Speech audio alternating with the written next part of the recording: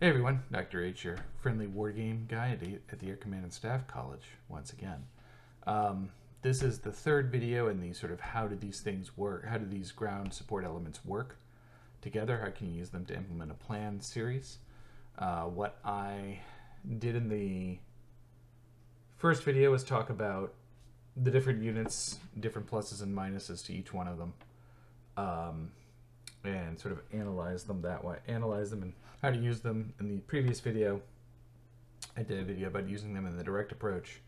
And then in this video and in a second video, I'm going to do an indirect approach. What I'm going to do this time is I'm going to separate the planning into one video because that's probably the most interesting or valuable discussion, I think, for a lot of people. And then put in the actual gameplay if you want to see that in action in a separate video. Once again, I'm using the direct indirect scenario from MT. So we're going to take an indirect approach now, sort of analyzing the field very quickly. The strength of U.S. forces, the strength of NATO forces over here. This is the 82nd Airborne Division. So I want to try to avoid that. I'm not going to go after that as directly as I can. What I'd like to do is I'd like to sort of separate out.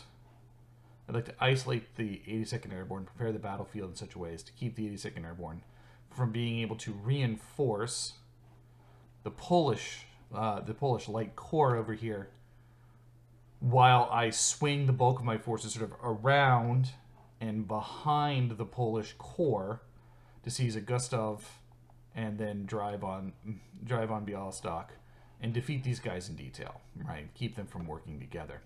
So to do that, I've got two special operations forces, and I'm going to use them to conduct interdiction missions.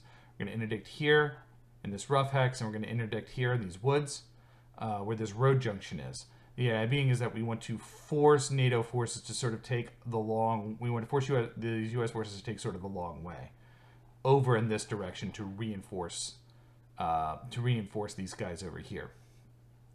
Additionally, we're going to use artillery and or headquarters strikes to try to get strike values on these guys, not so much because we're trying to weaken them necessarily. That'd be nice, not gonna lie, but because we want to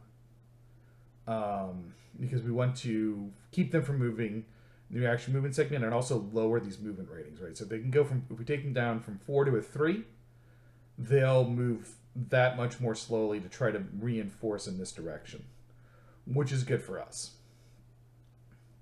We're also going to use some strikes.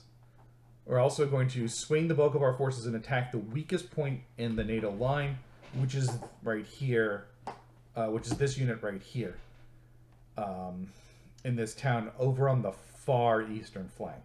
So we're going to try to mass our forces here against this weak point, swing the bulk of our forces over here, and drive and attack this way.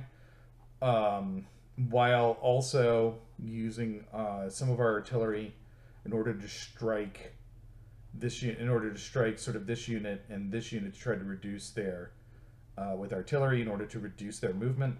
We're going to send our cruise missiles here against the headquarters and against the headquarters here in Augustov and the 82nd Airborne headquarters.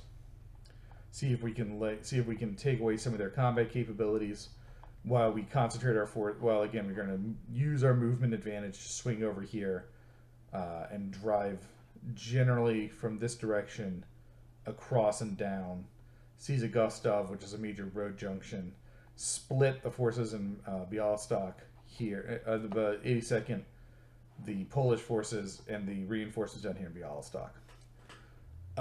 That's the basic plan, right? So just to go over it again, right, we're going to interdict these hexes that have rougher terrain here to reduce the ability of NATO for the 82nd Airborne to move through there. We're going to strike these two brigades of the 82nd Airborne with artillery or headquarters, since they're going to be about the same.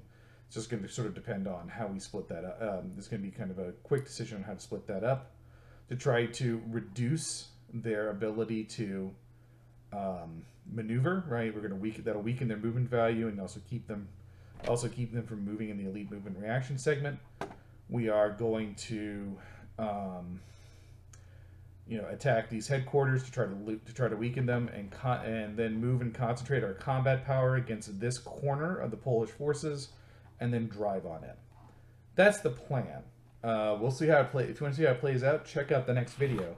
But that is the planning segment, which has a discussion of how you might use these things to your advantage. See you in the next one.